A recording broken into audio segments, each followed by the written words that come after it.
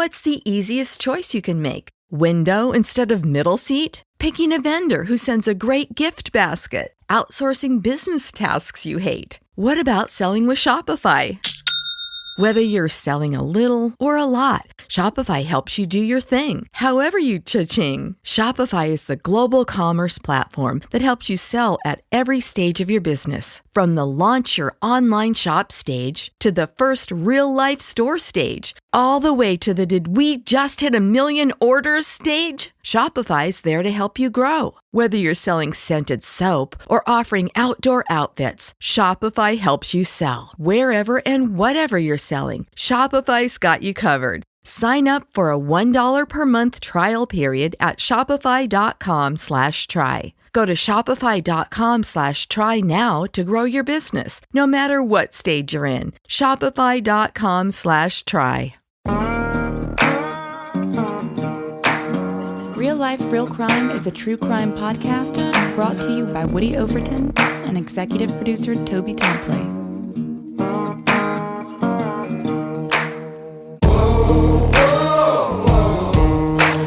You have the right to remain silent.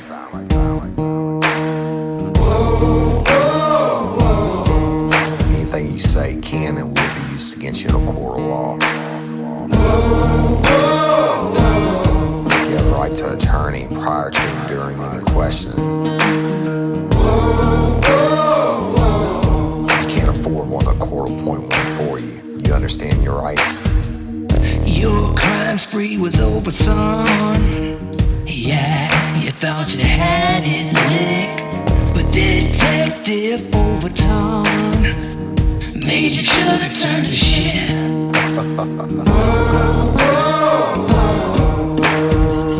Get ready, you're gonna do time. Real life, real crime. Warning. This episode of Real Life, Real Crime, the podcast, may contain descriptions of acts of violence or that are of a sexual nature. It should be for people that are 18 years or older. Heed my warning, people.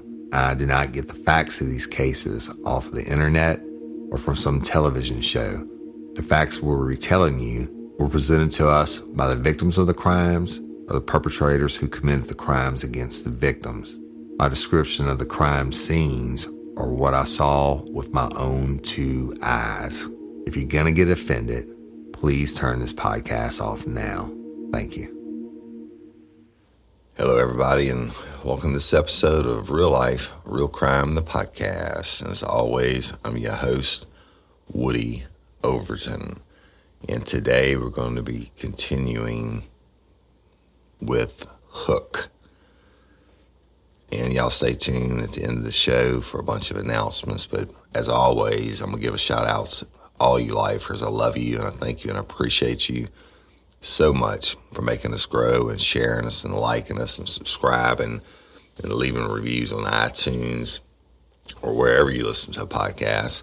I really do appreciate it. Patreon members, love you. Thank you for your support.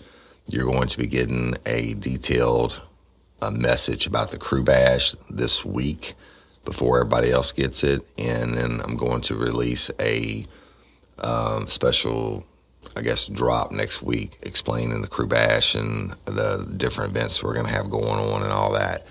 So I love y'all and I appreciate you. But let's get right down to it. When I left you last, we had just got done with the CAC interview on the baby, and she had done her hand in what I now call a hook, straight up, with her hand bent over. And I had told the mom that I was talking with Jennifer and the mom, and the grandmother had gone outside the CAC while we explained to the mom what the baby had said. And the mom didn't know what that meant. And I was like, okay, well, I'm going to work it now, right? So the process I was thinking of in mind is obviously I wanted to go talk to the grandmother's common law husband, but first I wanted to talk to her. So I went outside and I asked the mom to get the baby, and sit inside with Jennifer, and went up to the grandmother. And I told her, I said, listen, I'm going to tell you what happened in the interview. And I did. And I explained that the baby acknowledged that she had gone to the doctor for her vagina, and she circled the part on the diagram. And when asked if she knew what happened to her vagina, or who did something to her vagina, she did her hand up, and I did it right in front of the grandmother's face. I did the hook like that, right? And as soon as I did it, the grandmother was kind of like, her eyes popped, and she took it like, almost like a half step backwards. And I was like, holy shit, bitch knows something. And I was like, I said, what's that mean to you? And she said, doesn't mean anything to me. I don't know what you're talking about. I said, oh, no, it means something to you. And she said, and I said, okay, then you have the right to remain silent. Anything you say can and will be used against you in a court of law. You have a right to an attorney prior to and during any questioning. If you can't afford one, a court appoint one for you. And she said, why are you reading me my rights? I said, because now this is obviously a criminal case, and when I just did the hook, like the baby did, you almost fell over. And she said, well, I don't know what it means. And I said, do you understand your rights? And you still want to talk to me? She said, yeah, I'll talk to you. She said, I don't know what that means, though. And I said, okay. I said, I need to go to your house, and I want to search it. She said, why do you want to search my house? I said, because the baby, when she got there that morning, obviously she wasn't hurt. When Mama picked her up from taking a nap and got her home, that's when she first observed the signs, and she called you and everything else. I said, so you told me that nobody came over to play or anything like that, so I have to start somewhere, and I have to exclude you and your husband and your house. I mean, it's, to me, in my mind, it's a potential crime scene. She said, well, I don't understand that. And I said, well, you don't have to understand it, and you don't have to like it, and I'm going to do it. I said, as a matter of fact, I want you to come with me now to my office. I need to get a official written statement from you on a couple things. She said, why? I said, because I need to. And so I went back in and I told the mom, I said, can you follow us up there? You can sit outside. I just want, the baby's mom, I just want to talk to your mother for a few minutes. And so went to the office. The first thing I did was when got Brad Trull, the detective, a good friend of mine. He works for another sheriff's office now. Great guy, very knowledgeable, right? And I told him what was going on. I said, look, I'm going to have to get a search warrant, dude. And I don't think they're going to cooperate. I think this is probably whatever happened there. And I want to have a search warrant in case they don't cooperate. I said, can you go get it based off these facts? The baby went there uninjured. She left injured. And they have statements stating that nobody else came into the house. I said, I don't know what this guy's going to be like. I said, but if you can work on that, I'm going to take the mom's statement. And so he went to start working on it. And I brought her, the grandmother, in and sat her down. I had her sign the rights form and consent to question. And she said, you're treating me like a criminal. I said, well, no, I'm treating you like a person that's lying to me. I said, because you're lying. And she said, no, I'm not. And I said, when I did my hand in the hook motion that your granddaughter did, you almost shit yourself. And she said, I did not. And I said, what does that mean, sweetie? I said, look, you're either going to go down in a criminal case, and I mean, how bad is that? I said, personally, I don't believe that you had anything to do with it. I said, but I think you know more than what you're saying. And I said, otherwise you wouldn't have said to call the cops. And she said, that's right. I said, what does the hook thing mean? She said, I don't know what that means. I said, all right. You want to play it like that, then just write that out for me. I said, I want to know that day exactly what happened step by step. And she wrote out that the baby was dropped off, they played, or the baby played with blocks, and she watched VHS tapes or VCR tapes of Barney and I think Teletubbies or some shit. And she said she served her some lunch and that the baby kept playing, and she said sometime after lunch she took a nap, meaning the grandmother. And I said, the baby took a nap? She said, no. She said, I fell asleep on the couch watching those VCR tapes. And when I woke up, it was time for her to be picked up. And she was in my room asleep in a bed. I said, well, does she often sleep in your bed? She take a nap in there every day? She said, no. She said, actually, that was the first time. She said, that room's really hot. She said, we don't have air conditioner, and that room's really hot, so I don't know why she was asleep in there. And I think, she was being honest with me. She said, I don't know why she was asleep in there, but I didn't think anything about it. The door was open, and I went in and woke her up, and her mama showed up, and she left. I said, okay, so nobody else was in the house all day long except for you and your husband and the baby. She said, that's right.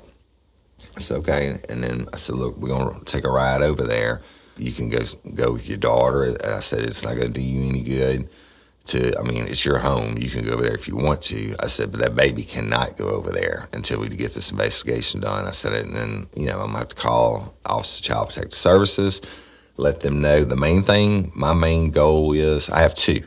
One, I don't want that baby to be put in a position where she could be hurt again. I said, I'm not saying it happened at your house. I said, but I haven't excluded your house or your husband or you yet. I said, so, I don't believe that you did anything, and you haven't done anything the last, 24 or 36 hours, however long it's been now. You've had access to the baby, and she's okay.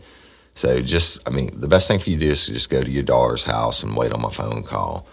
And so I got them out and walked them out, and then we got the search warrant. And now, the search warrant, again, the probable cause for the search warrant was, but we were looking for any type of evidence of maybe blood or underwear or something, right? I really was fishing because I didn't have shit, but I had to start somewhere.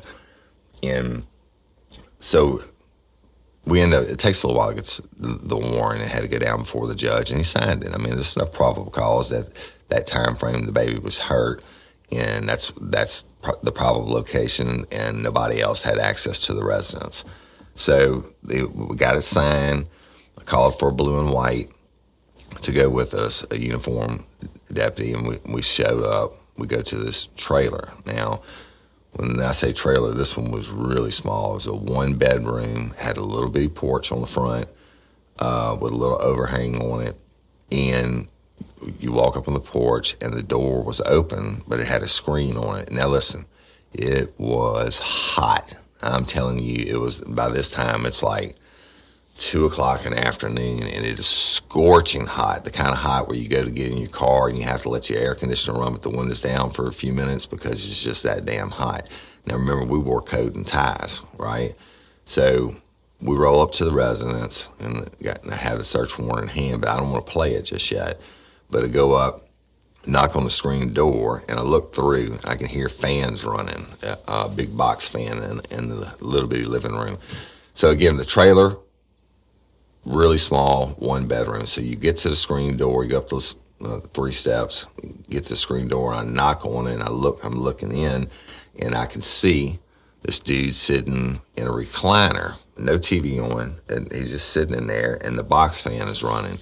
And I'm like, I knocked on the door, I said, hey, this is Detective Overton, and I said, I need to talk to you. And he was like, well, come on in. And so let me describe him to you. He was sitting down, but I could still tell he was tall, like taller than me. And he had this long, white, greasy hair, like down to his shoulders. And he had no shirt on, no pants on, no shoes on. He's sitting there in his boxers. And I'm going to tell you why. Because I took a step inside the residence, and if you thought it was fucking hot outside, it was really hot in there. And even though they had the fan on, I was like, holy shit, man, it must be 100 degrees in here in the living room, right? And so I introduced myself to him, and he proceeded to take out a Topps rolling paper and can of tobacco. Now, the only place I've ever seen these used is in the prisons, right?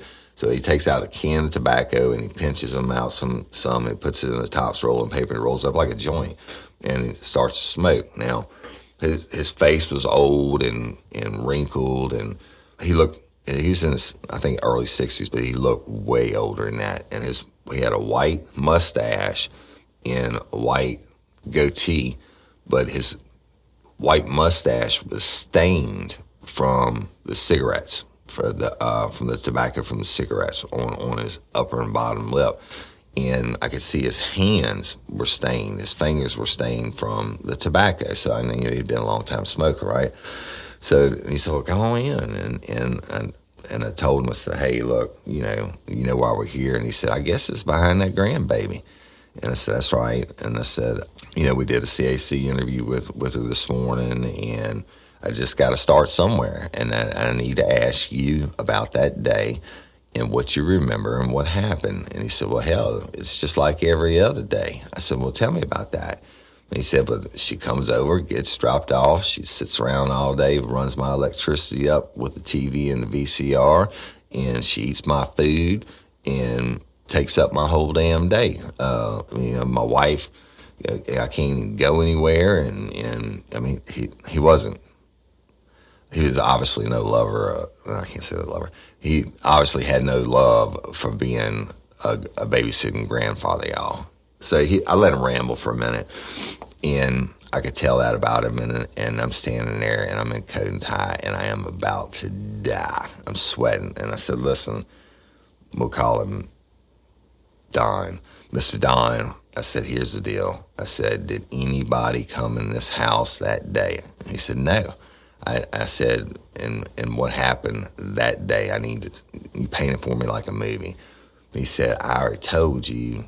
She comes over and watches stuff, and then she eats my food for lunch, and then she just plays. I said, well, what did your wife do? He said, what do you mean, what did she do? She played with her. I said, what did she do throughout the day? And he said, what do you mean? I said, did she go take a nap in your bedroom or anything like that? He said, no, she fell asleep on the couch, though, in the afternoon time. I said, all right, and what did the baby do then? I said, did you play with her? And he said, no, she ended up going in my room and getting into bed and taking a nap. I said, all right. I said, does she do that every day? He said, no, And I said, well, why do you think she did it that day? He said, I don't know. And I said, all right. I said, well, look, I'm going to advise you your Miranda rights. And I did, y'all. And then he's like, am I under arrest? I said, certainly not. You're not under arrest. I said, but I should have asked you, I should advise you your Miranda rights already. I said, I don't know who did what to this baby, but I'm going to find out. And then if you just want to tell me that you did something, then I want to be able to use it against you. He said, well, I ain't do shit. And I said, all right. So Mr. Don, I said, look, as far as you know, nothing happened to that baby here. He said, no, ain't shit happened here. Ain't shit happened here. And I said, you're disabled? He said, yeah, I'm disabled. I got a bad back. And I said, all right. And now, y'all, we're sitting in here, and feels like it's 1,400 degrees. I'm just rolling sweats inside my jacket, off my forehead, and he's sitting there in his drawers. So I said, Mr. Don, I said, I need to search your place. He said, what did you mean you're going to search my place? I said, I need to search your place. I said, it's just standard practice. This is a probable crime scene. I said, I don't know. Maybe the baby got in your room and got on something that could hurt herself. I said, I don't know, but I've got to start excluding things, and that includes you and your wife and this residence. And he said, well, I don't know about that. I said, well, what do you mean? He said, I don't think I want you digging through my shit. I said, well, you know what? You ain't got that much shit here. I mean, y'all, this trailer was so small, but that we had in this little bitty living room, it had a love seat, his recliner, a little TV on a stand, in the VCR, and then directly behind him was the kitchen. And the kitchen was big enough for one of those little tables with like 3 chairs, a stove, and an ice box. I mean, I could see it all. And to the right was the bedroom. It was a 1-bedroom trailer, and there was a bathroom, but in between the two. But I could see the bedroom door, and it's closed. And I said, well, you know what? It doesn't matter. And I turned to Brad to give me the papers, and he gave it to me. I said, here's a search warrant. And what I'm going to do now is have you step outside with this deputy. And he said, well, I got to leave my own house. I said, step outside on the porch. You can sit there if you want to. You can leave if you want to, but you're going to get out of my way while I search this residence. When this is a search warrant for this premises, and I'm Spark something uncommon this holiday with just the right gift from Uncommon Goods. The busy holiday season is here, and Uncommon Goods makes it less stressful with incredible hand-picked gifts for everyone on your list, all in one spot. Gifts to spark joy, wonder, delight, and that's exactly what I wanted feeling. Hey, y'all, I ordered a super cool piece. It's a candle with a sculpture of an LSU's Tiger Stadium on top of it. And each officially licensed laser-cut wooden replica features up to 4 layers of detail, creating a bird's eye view of a specific football field, seating section, and more. And every label includes your stadium's name, the team's logo, and school location. And it has a coconut, soy, vegan wax infused with sandalwood smell that creates tailgates and touchdown scent profile, reminiscent of game day. It's invigorating like fresh cut grass and nostalgic like smoke from a pre-game grill, and calming like the crisp autumn air of a new semester on campus. Y'all, I love it. I have it at the base of my TV, and I'm ready to watch the Tigers play on Saturday night, right? Uncommon Goods. Look, when you shop at Uncommon Goods, you're supporting artists and small independent businesses. And many of their handcrafted products are made in small batches. So shop now before they sell out this holiday season. Uncommon Goods looks for products that are high quality, unique, and often handmade or made in the U.S. They have the most meaningful, out of the ordinary gifts anywhere. They even have gifts you can personalize. From holiday hosts and hostess gift to the coolest finds for kids, to hits for everyone from the book lovers to diehard sports fans. Uncommon Goods has something for everyone, not the same old selections you can just find anywhere. And with every purchase you make at Uncommon Goods, they give $1 to a nonprofit partner of your choice. They've donated more than $3 million to date. So to get 15% off your next gift, go to uncommongoods.com/RLRC. That's uncommongoods.com/RLRC for 15% off. Don't miss out on this limited time offer. Uncommon Goods, we're all out of the ordinary. Hey ladies, are you feeling overwhelmed by hormonal changes? Well, you're definitely not alone. There are more than 1,000 hormone disruptors living in our environment right now. It's in your food, your water, the air you breathe, the clothes you wear, your skincare products. They all mess with your hormones. Then there's the natural hormone changes your body goes through, premenopause, menopause. And while it's a natural process, it doesn't mean you have to suffer through it.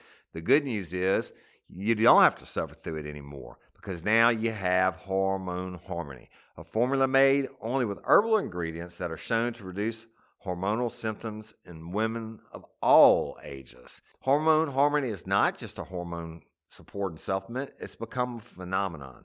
Women can't stop talking about it on social media. A bottle of Hormone Harmony is sold every 24 seconds. And the biggest benefit? Well, my wife says it makes her feel like her own self again. And that's what women mention over and over in the reviews. And there are over 30,000 reviews for Hormone Harmony. And for a limited time, you can get 15% off your entire first order at happymammoth.com. Just use code RLRC at checkout. That's happymammoth.com and use code RLRC for 15% off today. That's happymammoth.com and use code RLRC. looking for any type of evidence that could be used in this crime or whatever, right? And he was none too happy. But he got up. And, at first he'd already smoked that other cigarette, right? So then we're standing in there in the heat. And I'm breathing this nasty ass cheap cigarette smoke, about to die of sweat. And I said, come on, get up. And I said, you got any weapons on you or anything? And he said, does it look like I do?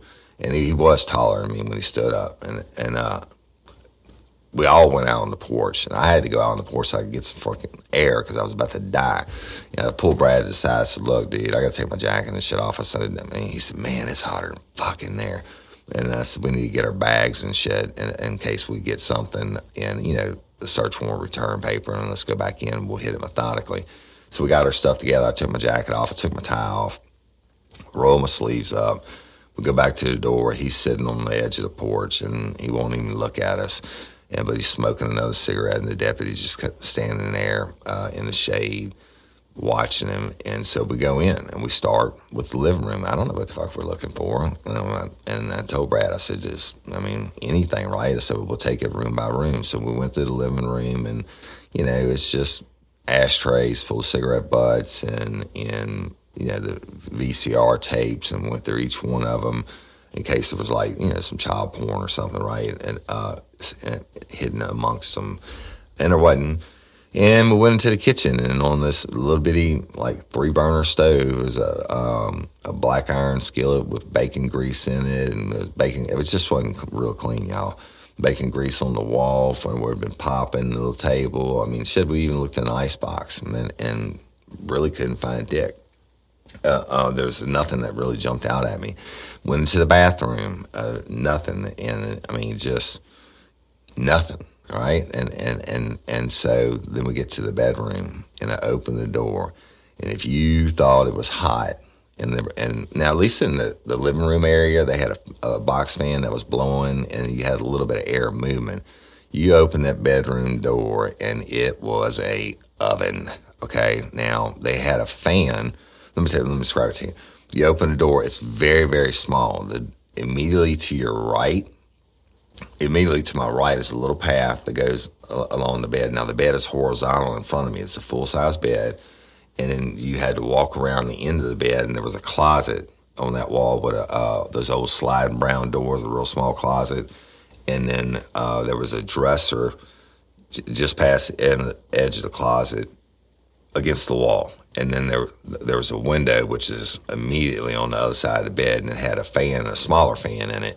But the window was closed, fan was off. And then, but there were 2 bedside tables, one on the far side and one closest to me. And then there was the bed. And so I told him, I said, we just got to start looking. And so I start, with the bed. I'm looking at the bed. I'm getting down to look underneath the bed. And then Brad said, hey, Woody. And I look up, and he's over in a corner by the dresser, and he's holding up a garbage can, a small plastic garbage can. And I said, what is this? He said, check this out.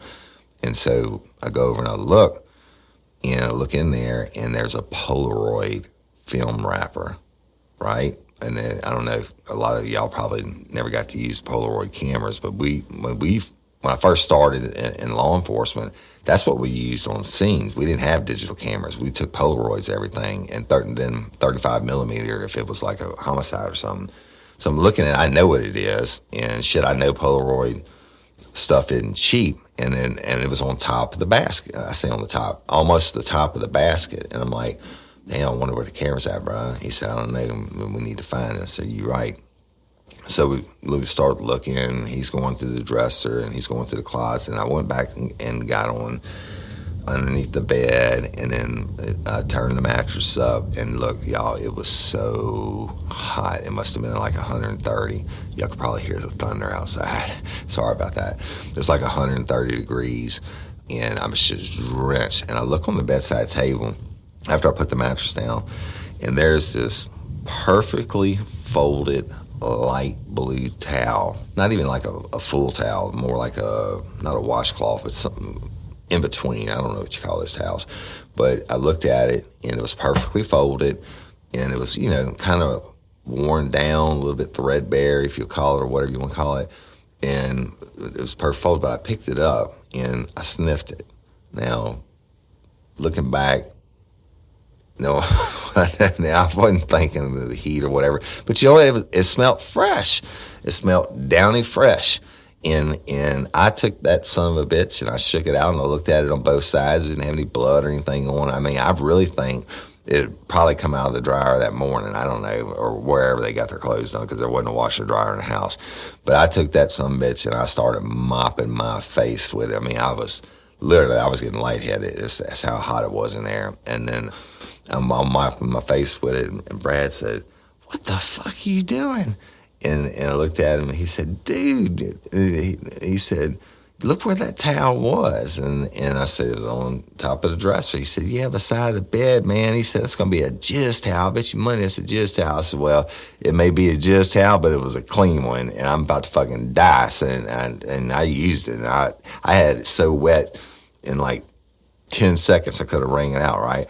But anyway, so I stopped. I said, look, I got to go outside and get some air, man, and get some water. I mean, we had waters in the truck. I said, and I said, just keep looking. I'm going to go outside. I'm going to call. First of all, I'm going to ask him about a Polaroid camera, and then I'm going to call the mom and see what she says separate. So I go out and I said, hey, Don, Mr. Don, I said, you own a Polaroid camera? And he said, not that I know of. I said, shit, here we go. And then, so I already told me that the Polaroid camera was going to be something important. So I go out to the truck and get some water, and I got in, turned the air on full blast, and I called the grandmother, and I said, hey, do you have a Polaroid camera in your house? And she was like, I don't know. And I said, what do you mean you don't know? She said, I don't know. We may have had one a long time ago, but I don't know. I said, so have you bought any Polaroid film recently? And she was like, no. And I said, and you don't know if the Polaroid camera is in your house or where it will be located or whatever. And she said, I already told you, I don't know.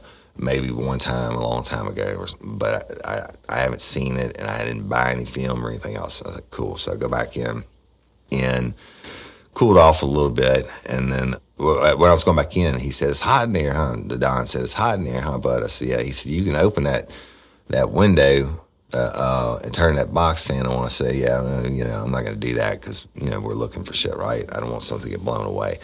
So I go back into where I was, and Brad was finishing up on that side of the room and in the closet. And then I look at the bedside table where I got the alleged jizz rag from and mop myself with it. But I start going to the drawers, and sure enough, I opened the top drawer, and it was just, I don't know what was in it, just bullshit. But I opened the bottom drawer. Now this was a 2-drawer bedside table, but the drawer on the top was smaller, and the bottom was a bigger, thicker drawer, right? And I opened that bitch, and it had like KY jelly and I don't know, like Vaseline and whatever. I'm like, fuck, he was probably right about the jizz towel. But I'm looking at it, and that's not a sign of a crime. I mean, I'm sure a lot of people have lubricants in their bedside table, right? But I'm looking at the dresser, and I'm like, I told Brad, I said, we're missing something, bro. I said, we got to go over this room again. I said, the closet and what have you. And so we start going over it again. I went under the bed again. I made sure there was nothing taped under the bed. And then finally I came back to the dresser. I'm like, if you're going to keep your shit and you'll be masturbating right here, then it would serve your purpose if you're going to use a camera. And now when you had the wrapper in the garbage can, which we did end up taking, but we had the white gloves on too, y'all, the rubber gloves, which made it even hotter. So we took that and we did bag that without barely touching it in case we needed to get DNA or fingerprints off of it. But I go back to this dresser, and I start fucking with the drawer, the one that had the KY jelly and stuff in it, and I'm messing with it, and I pull it out to the end. It's on like a roller on the end, and then I kind of forcefully pulled it, and pop, some bitch came out. And I'm like, oh, because a lot of times they'll have a void at the bottom. That's where people hide their drugs and stuff. I pull it out, and I get down, I get my light, and I look in. Boom, bitches, there's a Polaroid camera. And quadruple boom, bitches, there's pictures, Polaroid pictures, and scattered in the bottom. And I told Brad, I said, jackpot. I said, come here. And now we're in this tight spot. I said, look, and then I said, take a picture of it. And he took a picture of the camera in there with these Polaroids, and they were kind of just thrown in there. And I said, look, I'm going to get them out one at a time. I said, get a bag. We're going to label them. I want you to take a picture of each one of them when we come out, a digital picture of each one, and we're going to put them in a bag in case we can get fingerprints. I didn't know what was on it. I mean, but I just knew that we had something, right? So I reach in and I take the camera out, and I think it had like 4 shots. I opened it. It had 4 shots left in it, 4 pictures left to take. And we took it, bagged it, and I start pulling out I think there was 6 or 7 Polaroids, and I pulled from the back first. And it was a picture, a Polaroid of a naked woman. Her face was not in, or her hands were covering her face, and it showed her breast and her vagina. And I'm thinking, this is grandma, right? But no proof. And I gave it to him. I reached to the back and pull it out, another one. And there were 3 of, I believed it to be the grandma, and naked now, and each one she'd cover her face, but and one of them she had her vagina displayed, using her hands, the vagina display. So these are close-up Polaroids, y'all. And I'm like, well, certainly she didn't take this picture herself, right? So they damn well knew they had a Polaroid camera, and they damn well were lying to me about not having a Polaroid camera. It could have been they were embarrassed, whatever, right? But I'm still digging. And the next 4 pictures I pull out explain the hook. And they're hard. It's hard, y'all. It's even hard seeing in my mind's eye now. The next 4 pictures I took out, and I didn't have to say anything. First of all, it was the baby. It was close up of a approximate 2.5-year-old naked vagina, right? The first one, and then the second one to pull out has the naked child in it again, but it had the hook, and the hook was one of the longest penises I've ever seen, and it was a long, skinny penis, but it hooked. By that I mean, if you had your penis sticking out straight in front of you, like most people do, at the bottom end of this, I guess you say the head end of the penis, turned back up at almost a 90-degree angle. So if you do your hand like the baby did it, you could assume that that's a penis that goes out, and she's talking about the hook on the top. So the whole head, maybe 2 inches before the head of the penis, it made a dramatic curve back upwards, facing the camera. And I'm like, holy shit. First of all, I thought the dude was deformed. I didn't know that. I would research it later on and find out what it was. But anyway, I was just like, holy shit. And I showed it to Brad, and he was just speechless. And he was like, what the fuck? And so I get the other 3 out, and it shows the hook being forced between the baby's legs. Now, you can't see the full penetration or whatever, because obviously the person who had this hook was taking the picture with one hand and was masturbating himself, or appeared to be. He had his other hand wrapped around his penis, and it appeared that he was trying to shove it into the baby's vagina. Now, all 4 pictures, or the one picture was of the baby naked. The other 3 showed the hook at various stages in between the baby's legs. So in my mind's eye, I'm thinking he's jacking off on the baby, right? And but he's deformed, but I don't know if it's him. Now, certainly we're in his bedroom, and I'm assuming it's going to be his camera, and we had the film wrapper from the garbage can and everything else. I mean, I got way more than enough probable cause. Now I'm holding child pornography on top of that. Plus, it is whoever's doing this. Let's say they didn't do anything to the baby, but and they just got child porn in it. Somebody was trying to penetrate a baby, okay? And so take it out and get down and look underneath. There's nothing else in there. We photographed the whole thing up and put it up, and I told Brad, I said, we're going to go arrest this motherfucker, and we're going to get some fucking juice out of him. I was pissed, I'm going to be honest with you, and it'd take, all the bloody murder scenes and all that bullshit, that's one thing that doesn't really bother me. I mean, I get emotionally involved with it and stuff, but this was a sweet, innocent baby, and she knew enough, who couldn't communicate properly, I guess you would say, but she knew enough to be able to bend her arm over like that. And if that wasn't what she was talking about, I'd be a monkey's uncle. All right, so, and I told Brad, I mean, he was red, and I knew he wanted to kill this guy, and I said, I'm going to go out here, and we're going to put some bracelets on him, right?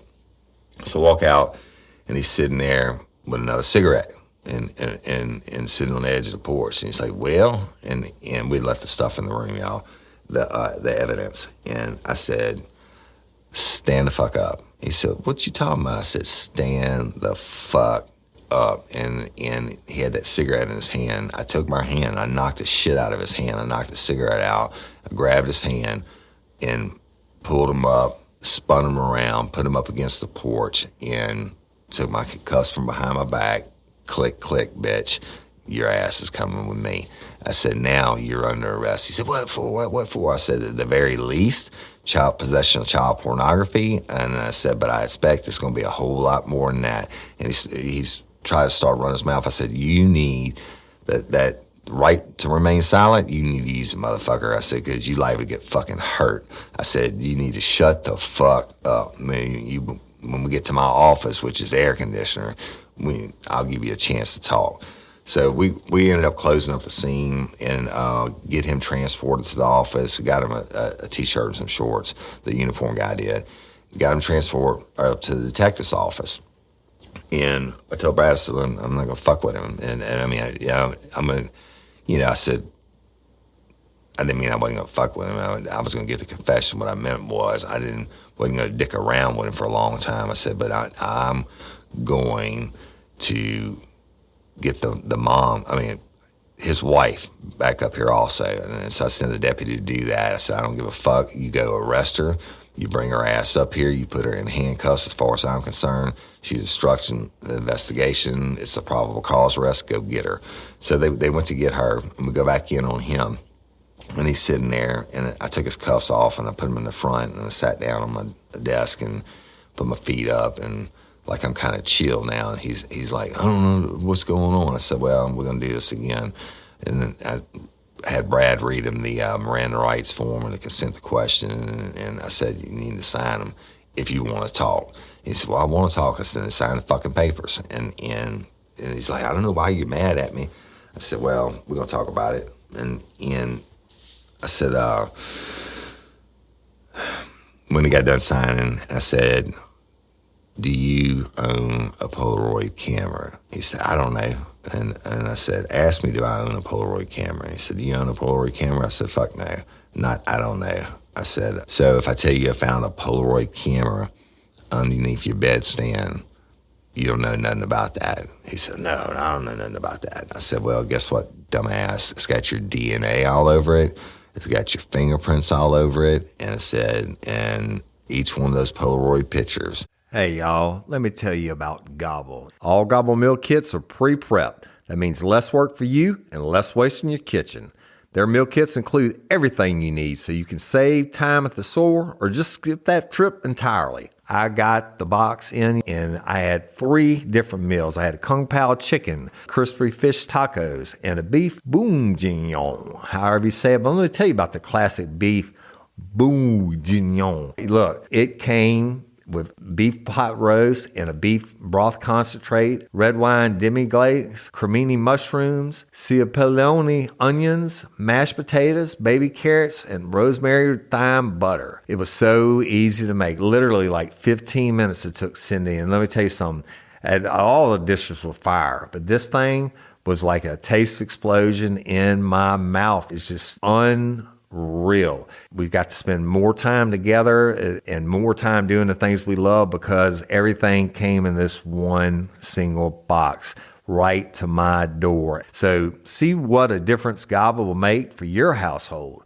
Right now, they're offering my listeners a fantastic limited time deal. You get $120 off across 4 boxes plus free shipping and free cookies. And let me tell you, those cookies, I ate one that was sin baked and it was delicious. Go to gobble.com/real life. That's GOBBLE.com/real life for $120 off your first 4 boxes. This offer is not available on the home site, so don't miss out. This is genius. It's taste explosions in your mouth like you never had. They're going to have your shit all over it. I said, but here's the deal. I said, I don't know what fantasy fucking world you living in. I'm going to tell you exactly how the rest of your life is going to go. And you can help yourself out or not. I said, if you don't tell me the reason you did what you did, then I'm going to drop the fucking hammer on you and bust your fucking balls until the cows come home, bitch. And I said, but I'm going to tell you what's going to happen. And when you go to prison for baby raping and child pornography, even fucking thieves and murderers can't stand a fucking baby raper. And he was like, oh, I said, shut the fuck up and listen to me. I said, do you like to toss salads? And he kind of looked at me. I said, you like jelly? And he looked at me, and I said, what about washing clothes? I said, you wash your clothes, or your wife washes clothes? She said, no, she takes them and washes them. I said, okay, well, so she washes your drawers, right? And he said, yeah. I said, well, you about to take that chore over for a whole bunch of people. He said, what do you mean? I said, well, your ass is going to prison, and unless you can give me a viable excuse and you want to confess and show remorse and tell me what happened, I said, I'm gonna bust your fucking ass on these charges. And when I put that baby on the stand and she's able to point out that it's you that did this to her, you're going away for aggravated rape, and that's the death penalty case, first of all. I said, not only one's ever been sought in the state of Louisiana. I said, but I don't want you to die. I want you to get put on a cell block, and everybody's down there is going to know you a fucking punk-ass bitch baby raper. And what's going to happen is the guards, the correctional officers, aren't going to give a fuck about you and being in your 60s. And before you get back there on those cell blocks, those inmates, the convicts, not the inmates, the convicts, the ones who truly run the prison, they know who's coming back there before you get back there. And they're not above handing a correctional officer a carton of cigarettes to get your ass put in the cell with them so they can turn you out and fuck you every day for the rest of your life. I said, but that's the fucking part, you'll get used to that. I said, but every morning when they come around, they serve breakfast through the trap doors about at least 3 days a week. They have biscuits, and they slide in these little packages of jelly. You know, those little single-server packages of jelly? And he was kind of, taken aback, but he's damn sure listening, right? And he kind of shook his head, yeah. I said, but they save those. And I said, and your bull is going to, when he has enough, over a couple of days, he's going to get naked, and he's going to make you jack him off. And then when he gets ready, he's going to bend over. He's going to have you open up those packages of jelly, and you're going to put that jelly on his asshole, and you're going to swash it around with your tongue while you jack him off. I said, then I hope you like high-protein shakes, because when he gets ready to have an orgasm, he's going to turn around and put his dick down your throat, and you're going to swallow every bit of it, and don't you dare spill a drop. Man, this motherfucker's eyes were bigger than shit. I said, that's called tossing salads. And I said, and the protein drink. I forgot to tell you about that ahead of time. I said, but you're going to toss salads, bitch, and you're going to get fucked in the ass because you're a baby raper. I said, and the washing drawers, when he doesn't feel like fucking you or having an orgasm, he's going to have other people that are going to drop off their prison-issued underwear, and you're going to hand wash the shit stains out of them. The reason they do that is because instead of turning their underwear back in every week and getting another pair that 2,000 other inmates have worn and farted in over the years, they hold on to their own underwear and they wash them by hand so they don't have to get somebody else's jizz or shit stains or whatever in it. I said, you are going to be tossing salads and washing dirty fucking drawers and having high protein shakes for the rest of your life. And man, his face was just big and color drained out of it and everything else. And y'all, I didn't give a fuck. I mean, he's a fucking punk ass baby rapist, and I knew it, but I had to be able to prove it. I said, so now I'm going to ask you a series of questions, and you can answer them or not. I don't give a fuck. I already got enough. We're going to get your DNA off all that shit. We're going to get the baby to testify, and you're done. I said, now, the flip side of it is, if something happened, then you need to tell me. And he was like, he looked at me. I said, well, I mean, you know, your wife's asleep on the couch and you got this baby being, I'm coming down on him, y'all, soft. I said, you got this baby being dropped off every day using your electricity. I'm using his words against him. Using your electricity, eating your food. And shit, if you want to have sex with your wife during the middle of the day, you can't even do that because the baby's always there. And he's like, yeah. And I said, but and then the baby, your wife's asleep, and this baby goes and gets in your bed, and you go in there maybe to get her out of the bed, and maybe she grabs your dick. And she's, you know, babies like to play with things. Maybe she grabbed your dick, and you got hard, and hey, you know, I know you didn't fully penetrate her, but I mean, you're a human being, you're a man, and you need to have release. So, I mean, if you masturbated, that's one thing, dude. I said, but otherwise, I'm going to call it a rape. I said, but you got to tell me. And he was like, he was thinking real hard. And he said, can I have a smoke? I said, fuck no, you can't have a smoke. And then I reached inside my desk and I pulled out a pack of smokes. Now, y'all always kept them there for interrogations. When I knew people smoked like that, I threw them on the desk in front of us. I said, there's a pack right there. I said, you tell me the fucking juice of what happened, and you can smoke the whole pack. I don't give a fuck. He said, you let me go have a smoke. And he said, I need to take a shit. I was like, yes. Every case I ever worked where I got a great confession and I took a guy out and let him smoke and then he had to shit, I knew I was going to get a confession. What they're doing is he's delaying. He's trying to figure out in his mind what he's going to say. Y'all apologize about the thunder. What he's going to say to minimize his fucking evilness, right? And so we took him down and took him outside the back area door, let him smoke, and took him up and sent him in the stall. And he went in there and he must have had, well, I guess it was a nervous shits, but he was in there blowing it up, blowing the shit out. And he gets up and flushes it, and he comes out, and I said, now you ready? He said, I'm ready. I'm going to tell you exactly what happened.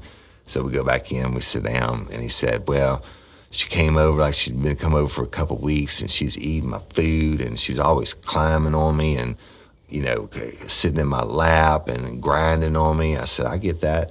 And I said, you know, that's how kids do. They bounce. I bet she was bouncing all over. He said, yeah. And he said, my wife, that bitch fell asleep, and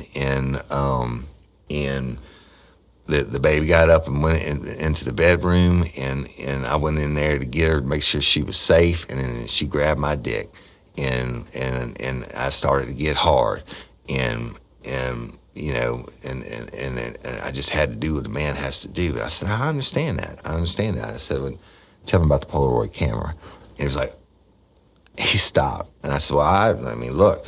Maybe you didn't want to fully penetrate her. Maybe you didn't fully want to rape her, and you didn't want to get in trouble for it. So you take the Polaroid camera out and you snap some pictures of it so you can use later on, right? And instead of fully raping her, he said, yeah, that's what I did. And he said, I took some pictures of her. I said, how many? He said, he said maybe 3 or 4. He said, because it was the camera made a lot of noise and I didn't want to wake my wife up. I said, let me ask you something. I said, that baby went in that room like that, like I did today? He said, yes, sir. And she sure did. I said, let me tell you something. It has 150 fucking degrees in that room. And he said, oh, no. I opened the window and turned the fan on so we'd have some air. I'm like, yeah, you just fucked yourself, right? Not, I mean, he admitted to the pictures, but in my mind's eye, you going in there to spend a little time if you're going to open the window and turn the fan on. And so he said that he masturbated on her, and then I asked him, I said, I got to ask you something. I said, look, I've been around a long time, and I've seen a lot of porn, and done a lot of things. I said, that's you in the picture? And I had Brad pull one. He said, yeah. I said, well, initial that this is you. This was on our photocopy of it. Y'all had printed them out. I said, initial that this is you. And he did. And it was the one that it was, I think it was 3 where he had his dick in the picture. And one of the baby by itself. I said, initial that you took these and write what day you took it. And he was cooperating now, what day you took it. And then I said, okay, I want to ask you about this. He said, what? I said, what the fuck is wrong with your dick? and he was like, oh man, I got a disease. I'm thinking, you got fucking something. And I said, well, I need you to explain that, because obviously that's better than having a tattoo on your dick that's you, right? I said, now we can get a search warrant. We can take you to the hospital. We can have them hook you up to a Doppler machine where they wire your dick and give you a hard-on shot and, make your, if that's you, and it'll do, your dick's going to curl up anyway. He said, that's right. And he said, but I can't even really keep it hard long. He said, because of the curl and the blockage I have in it. He said, but it only curls when it gets hard. And he said, I can't keep it hard for long. And he said, but I masturbate a lot. And I'm thinking, just how? But anyway, he said, but I didn't fuck her. He said, I didn't fuck her. He said, I just jacked off on her. I said, I get it, man. I get it. I'm treating him with kid gloves. Brad's about to throw up or kill somebody. I thought I probably should have to take Brad's fucking pistol before we went in there, because Brad's a good dude, and he had a baby I think his baby was like that age at that time. But at the end, when I got done with him, went through it again and had him identify the pictures and the whole 9 yards. And look, I know that baby wasn't grinding on him and didn't grab his dick, right? But we went from having nothing at the beginning of that day, nothing, not even the hook, the baby doing it, to getting the search warrant, to finding the stuff, from him denying everything, to him admitting that he masturbated. And that was him in the photos, and he took the photos. And so really, and my heart goes out to the baby and the mama, right? And it always does. And but in my mind, it's a huge success, because I don't think this is the first time he's done this to some kids. He may have been getting away with it, but you don't start out photographing as part of a sexual deviant. Almost important for the pedophile to photograph the images for him to do the act is for him to photograph it so you can use it to masturbate to later on. So no doubt in my mind that had that baby gone back over there, he'd have done it again, and he'd have found a way to penetrate her and tear her up. And it hadn't been her after let's say that was his first time, and he would have been looking for another kid to do it to, because obviously he got off on it. He was in his 60s. I told you he had a bad back. While he was locked up in the jail, he had a stroke. Waiting on the trial, all the pre-trial shit I'll tell you all about. And then he ended up pleading to 80 years. Now, that's a death sentence, right? But he wasn't going to take it to trial. I guess he didn't want the whole world to see his hook dick. And the main thing is, that baby, he was never going to hurt that baby or anybody else again. So in my mind's eye, as horrible as it was a success. And I did look it up, y'all, about his penis, and it is a disease. It's called Peyronie's disease. And they have like different levels, and his is the most severe ever. And literally, the head of his penis was like almost a 90-degree angle back facing towards him. So, anyway, I'm going to conclude hook. Oh, this is one that I actually do know. This dude, he died. He didn't live maybe, 6 or 7 years. He died in Angola. And I know this because I was with the state police at the time. And I saw somebody or something, and one of the people I used to work with, I can't remember who it was, but they told me, said, the guy, you sent up the baby raping charges, he pled out to whatever, and I said, yeah. He said he died, he had a massive heart attack and died in the prison. So I don't know if he was tossing salads when he had his heart attack, but I kind of hope he was. But I'm going to conclude this episode of Real Life, Real Crime. And y'all, a couple announcements.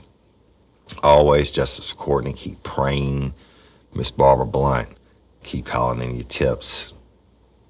Things are happening, okay? We're in a holding pattern, literally, all right? And then, but y'all, please continue to like us on Instagram and at Real Life Real Crime or at Overton Woody. I put some funny stuff up there. Try to almost every day. Oh, Discord. Y'all had more fun on Sunday. I was on Sunday night. I had to spend the night in Lafayette, and I was hanging out at one of my little local bars, the Cottage Cafe, drinking my Bloody Marys. I got to get on Discord for like 2 hours with the people that are doing it. So y'all know who you are. It's Open Container Above, Patreon members. That was awesome. I loved it. I'm going to try to get on there at least every other day. But they're on there all the time when I'm not. And it's lifers from all over the world. So I just want to tell y'all thank you for that. It was cool. And y'all know all our Facebook pages, Real Life, Real Crime, Friends, Fans, and Crew. If you're not a member, go ask to be approved, and our Dream Team moderators, best in the world, will get you approved, but only go if you like true crime, and it's not for the faint of heart. Now, we have other pages, Real Life Real Crime Lanyap page. You can go in there. It's a private group. Dream Team will get you approved. You can post anything you want to in there, from movies to what you sell to pictures of your dogs, whatever. And of course, we have our regular pages and all that. Local advertisers. Love it, love it, love it. We're getting to meet some of the best people and working with them now. And you've heard a couple of them already, but love it. I love being it's not necessarily local, y'all. Small businesses is kind of where my heart's at. And we do it for the national brands every week. If you're not a patron member, I know you have to sit there and listen to those commercials. Sorry. Got to pay the bills on it. And so, but we were making those people money, and lifers are, buying the products, etc. But let's do it for local or small businesses. So y'all contact my wife, Cindy, Cyndi, at realliferealcrime.com. And we have a wide variety of things that we can do to promote your business. So, and we'd love to do it. Now, thank you so much, LOPA, Louisiana Organ Procurement Agency. Give the gift of life, y'all. April is Organ Donation Month, whatever the official term is, and we're going to be doing some LOPA stuff, homicides that involve LOPA, and it's just really important. All these people that are out there dying, and we lost another great one this week, y'all, Mr. Mike. I'm tired of everybody dying, man, but it is what it is, right? But all the people out there dying, and not just from COVID, dying for other reasons. Cancer sucks, but people need organs, all right? And imagine not being able to see and being able to get in somebody's eyes and being able to see again and stuff. So it's just important. Go to lopa.org. Let me get my map out. It doesn't matter where you're at. You can go to lopa.org and sign up. You do not have to be inside the state of Louisiana. And let's go with New Zealand. If you're in New Zealand, and we have a lot of listeners there. If you're in New Zealand and you want to become an organ donor, go to lopa.org, fill it out. There's a spot on there if you want to. You can say you heard about it on Real Life, Real Crime. I don't get paid. They don't get paid, y'all. I'm doing it because I think it's important. Anyway, love and appreciate each and every one of you. And I'm Woody Overton, your host of Real Life, Real Crime, the podcast. Until next time or ever, don't let me catch you down on Murder Bayou. Peace. Get ready, you're gonna do time. Real life, real crime. Real Life, Real Crime is a true crime podcast brought to you by Woody Overton and executive producer Toby Tomplay. Fall into big savings, all in the Kroger app. Get 6 packs of Coca-Cola, Pepsi, or 7-Up for $2.99 each. Then get juicy red, green, or black seedless grapes for 99 cents a pound, all with your card and a digital coupon. Shop these deals at your local Kroger today, or tap the screen now to download the Kroger app to save big today. Kroger, fresh for everyone. Prices and product availability subject to change. Restrictions apply. See site for details.